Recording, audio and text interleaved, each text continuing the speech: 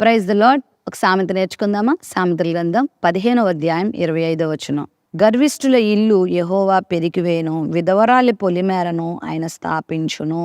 కొంతమంది ఇల్లు దేవుడు పెరికివేస్తాడంట, కొంతమందిని ఆయన స్థిరపరుస్తాడంట, స్థాపిస్తాడంట. గర్విష్ఠులుగా జీవిస్తే గనక చాలా నష్టాలు బైబిల్లో మనం చూస్తున్నాం. గర్వము వలన చాలా కీడులు మనం చూస్తున్నాం. గర్వము వలన మనం ఏ ఆశీర్వాదం పొందలేం. గర్వం వలన చాలా నష్టాలు ఉన్నాయి. పైపెచ్చు గర్విష్ఠుల ఇల్లు అంట దేవుడు పెరికివేస్తాడంట. అంటే వాళ్ళు ఉండనివ్వడు.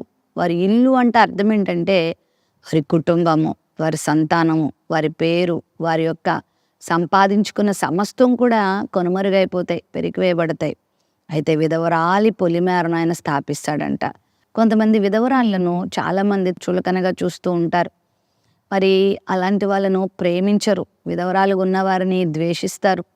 లేనిపోయిన మాటలతో బాధపడుతూ ఉంటారు. అయితే దేవుడు వారి పక్షంగా ఉంటాడు. వారి కుటుంబాలను స్థిరపరుస్తాడు.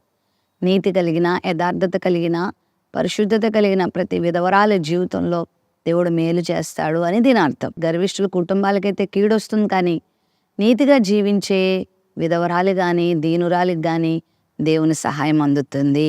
దేవుడు నీతి గల వారి పక్షంగా ఉంటాడు, దీనుల పక్షంగా ఉంటాడు, గర్విష్ఠుల పక్షంగా ఆయన ఉండడు.